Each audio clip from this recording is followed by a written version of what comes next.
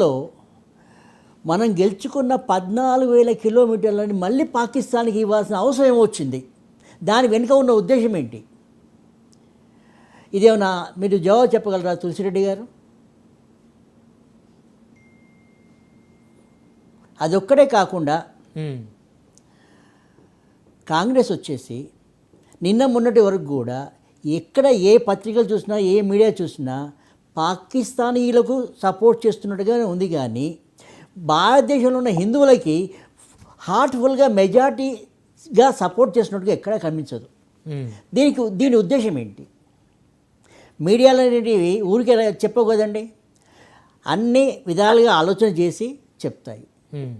But ఎప్పుడు చూసినా కూడా కాంగ్రెస్ లేదా మీ యొక్క ముఖ్య నాయకులు వెళ్ళిపోయి పాకిస్తానీయుల లేదా ముస్లింల వెంట ఉండి వాళ్ళకే సపోర్ట్ చేస్తారు. అంటే ఉండకూడదా? ముస్లింల వెంట ఉండకూడదా? మన భారతదేశంలో ఉన్న ముస్లింల వెంట కాంగ్రెస్లో ఉండకూడదా? ఒక్కటి డాక్టర్ అంబేద్కర్ గారు చెప్పారు, ఇది రాజ్యాంగం రాసినప్పుడే, ఎప్పుడైతే పాకిస్తాన్ అంటూ సపరేట్గా ఇస్తున్నామో ఇండియాలో ఒక్క ముస్లిం కూడా ఉండకూడదు, ఉంటే ఇది ఏనాటికైనా దెబ్బ అవుతుంది ఇండియాకి అని చెప్పారు. అయినా ఒక మానవతావాదం మీద కాంగ్రెస్ అనుకోండి లేదా మన మిగతా ప్రతిపక్షాలు అనుకోండి అందరు కలిసి ఉండండి, మీకు ఇష్టమైన విధంగా ఉండండి అని చెప్పేసి ఇక్కడ ఉంచాము.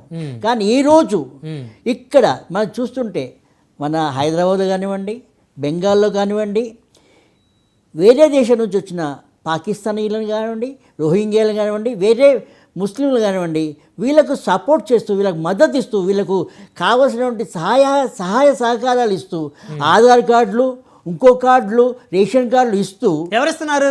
రాజేశ్వర గారు, ప్రభుత్వం ఇస్తున్నది. కానీ దాని వెనుక కారణం ఏంటి? దాని వెనుక ఉన్నటువంటి ఏజెంట్లు ఎవరు? మ్యాక్సిమం ముస్లిమ్సే. ఈ దేశంలో ఉన్నటువంటి ముస్లిమ్స్ మ్యాక్సిమం ఉన్నారు అని చెప్పేసి ఒక వాళ్ళకి కాంగ్రెస్ సపోర్ట్ చేస్తుందంటారా? అది ఆలోచన చేయాలి.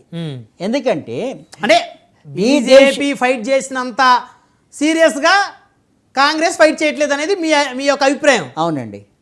సో ముస్లింల మీద ప్రేమ చూపిస్తూ ఉంది కాంగ్రెస్ పార్టీ, దానికి ఓకే, సంతోషం. కానీ ఆ ప్రేమ హిందువుల మీద మీరు ఎందుకు చూపించట్లేదని మీరు అడుగుతున్నారు. అవునండి. అంతేనా? అవును. రైట్, మళ్ళీ వస్తాను మీ దగ్గరికి. సో మనతోటి చందు సాంబశివరావు గారు ఉన్నారు, జనసేన పార్టీ సీనియర్ నాయకులు. సాంబశివరావు గారు నమస్తే సార్. నమస్కారం అండి, బ్రహ్మనాయుడు గారు. సో మొత్తానికి కాంగ్రెస్ని టార్గెట్ చేశారా పవన్ కళ్యాణ్ గారు, లేకపోతే ఉగ్రవాదులను టార్గెట్ చేశారా? సరే, వాళ్ళు నేను ఆ మీటింగ్లో ఉన్నాను. ముందుగా ప్రజలందరికీ నమస్కారం. ప్యానెల్లో ఉన్న వాళ్ళకి, తులసిరెడ్డి గారు మాట్లాడేది కూడా విన్నాను. ఆయన మాట్లాడినంతా నేనేం విభేదించట్లేదు, కానీ అక్కడ జరిగిన సంభాషణ కానీ స్పిరిట్ ఆఫ్ ద డిస్కషన్ అది కాదు. పవన్ కళ్యాణ్ గారు ఏమన్నారంటే, చాలా అమానుష్యంగా ఆ అమాయకులైనటువంటి పర్యాటకుల్ని చంపారు, నంబర్ 1. నంబర్ 2, వాళ్ళలో ఎవరెవరు ఏంటి అని వివరాలు కనుక్కుని మరీ చంపారు. క్లోజ్ ఎన్కౌంటర్స్ లాగా క్లోజ్ రేంజ్లో గన్స్ తల మీద పెట్టి వివరాలు అడిగి, ఒక మన చంద్రమౌళి గారికి అయితే 32 బుల్లెట్స్ ఏమో తలలో దిగినాయట. అంత అమానుష్యంగా చంపాల్సినటువంటి అవసరం ఏమొచ్చింది? వాళ్ళు డెఫినెట్గా వాళ్ళని ఏరియాల్సిందే, వాళ్ళని తీసేయాల్సిందే. వాళ్ళని ఎవరైతే ప్రోత్సహిస్తున్నారో ఆయా సంస్థల్ని, ఆ సంస్థను ప్రోత్సహిస్తున్నటువంటి ప్రభుత్వాల్ని, అంటే యాక్షన్ తీసుకున్నా మనం అందరం కూడా యునైటెడ్గా సపోర్ట్ చేయాలి, యునైటెడ్గా నిలబడాలి.